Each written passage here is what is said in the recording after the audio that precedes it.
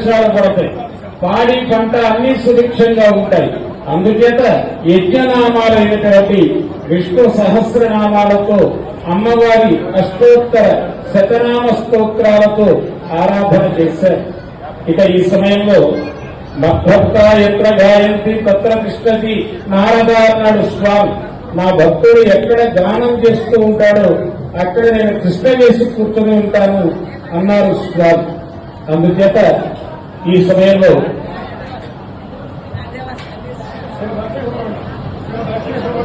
శ్రీమతి లక్ష్మీ సుబ్రహ్మణ్యం గారి శిష్య బృందం వారిచే పాడుతా తీయగా అనేటువంటి అక్కడ పాడిందంతా లేదు.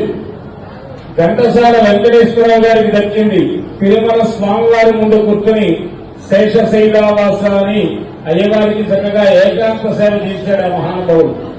ఈనాడు లక్ష్మీ సుబ్రహ్మణ్యం గారికి దక్కింది స్వామి సన్నిధిలో పెళ్లి కుమార్తెగా ఆ స్వామిని సేవించుకునే సమయంలో ఇంతమంది శిష్య బృందంతో కూడుకుని స్వామిని కీర్తించగలగటం, 32,000 సంకీర్తనను సమర్పించే భాగ్యం అన్నమయ్యకు దక్కింది.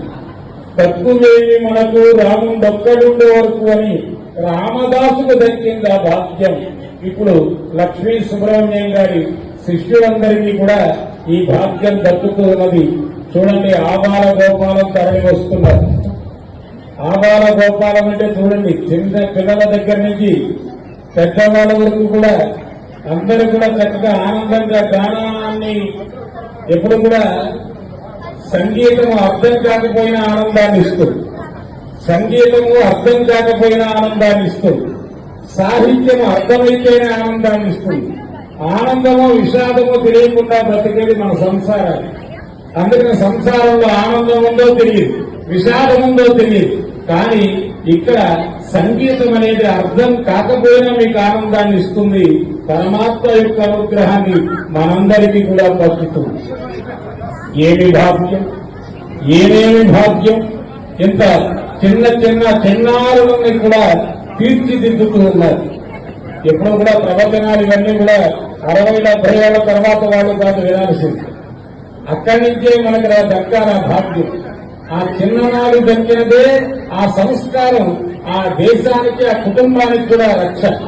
అటువంటి ఉత్తమ సంస్కారాన్ని చక్కని విద్య దానం ఇచ్చిన కొద్దీ పెరుగుతుంది.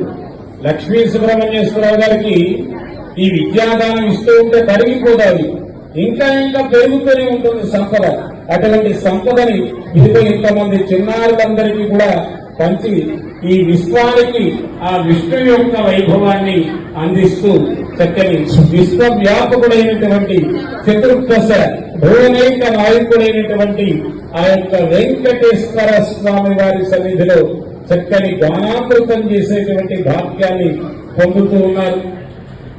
చక్కని సంగీత సహకారాన్ని అందించడానికి అటు మృదంగం ఇటు వైలెట్ వీరందరూ కూడా వారు కలసంలో ఆవాహన చేశారు. ఇక్కడ శరీరము, మనస్సు, తర్వాత బుద్ధి. బుద్ధి అనేటువంటిది ఏమిటి? పురుషోత్తముని మీద బుద్ధి. ఇక్కడికి వచ్చాం ఆ పరమాత్మలో జరిగేటువంటి కైంకర్యాన్ని సేవించుకోవాలి. ఆపాద మస్తకము స్వామిని సేవించి తరించాలి. అహంకారం అనేది పోవాలని అంటారు కదా. మన సాంప్రదాయంలో అహంకారం ఉన్నా పర్వాలేదు అంటారు. అందుకని అక్కడ ఎవరిని చెబుతారు? అహంకార సర్వ పాపేభ్యహారి. అంత అహంకారమైన ఎన్ని పాపాలు చేసినా ముక్తినిస్తానన్నాడు పరమాత్మ. నేను విష్ణువు యొక్క దాసుని అని అహంకారం ఉండవచ్చు. అందుచేత నేను దాసాన దాసుని, నేను కదా ఇంతకు మించిన దాసుని ఇంకెక్కడ ఉన్నాడు అనుకోవచ్చు. కానీ ఇక్కడ ఈ 4 శుద్ధి అయితేనే వాసుదేవుడు మనకు శీఘ్రంగా దొరుకుతాడు. అందుచేతనే వాసుదేవ సంకర్షణ ప్రద్యుమ్న కలసాలను ఏర్పరిచి పుణ్యాహమార్జన చేసి అందులో తూర్పు ప్రాంతంలో ఉన్న ప్రజలంతా క్షేమంగా ఉండాలి, దక్షిణ ప్రాంతంలో ఉన్న ప్రజలు క్షేమంగా ఉండాలి, పడమర భాగంలో ఉన్న ప్రజలు క్షేమంగా ఉండాలి, ఉత్తర భాగంలో ఉండేటువంటి ప్రజలు అంతేకాదు ఊర్ధ్వలోకాల్లో కూడా మనకు క్షేమం కావాలి. రైతు ఎక్కడానికి కాదు అదృష్టం, దిగడానికి అదృష్టం ఉండాలి. అందుకని పశ్చాత్తాపంటుంది వేదం. వెనక నుంచి ముందు నన్ను రక్షించవయ్యా, వెన్నుపోటు కాదు సంగతి చూసుకోవాలి కదా. ఇదంతా నాకు రక్ష నీవే, ఆది మూలమే మాకు అంగరక్ష, శ్రీదేవుడే మాకు జీవరక్ష. అటువంటి నీ యొక్క రక్ష కావాలి అని శరీర స్థల ద్రవ్య శుద్ధికి పుణ్యాహవాచన చేశారు. ఆ పవిత్ర జలాలతో మనం కుంభమేళకు వెళ్ళలేకపోయినా అది ఏదో చాలా కాలం తర్వాత వచ్చింది కదా, 148 సంవత్సరాల తర్వాత మళ్ళీ వెళ్దాం అనుకుంటామా? 148 సంవత్సరాలు ఉంటామా?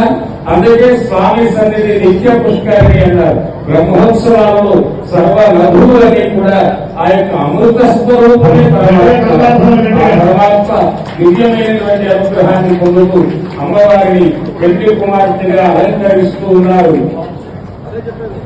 ఆ యొక్క ఘట్టాన్ని మనమంతా కూడా శ్రద్ధగా సేవించుకుందాం. దేవి విరాట్ రూపమైనట్టి నీకు, దేవి విరాట్ రూపమైనట్టి నీకు, ప్రకృతి సర్వంబు ముస్తాబు చేయు, ప్రకృతి సర్వంబు ముస్తాబు చేయు. దేవి దేవి దేవి విరాట్ రూపమైనట్టి నీకు, ప్రకృతి సర్వంబు ముస్తాబు చేయు.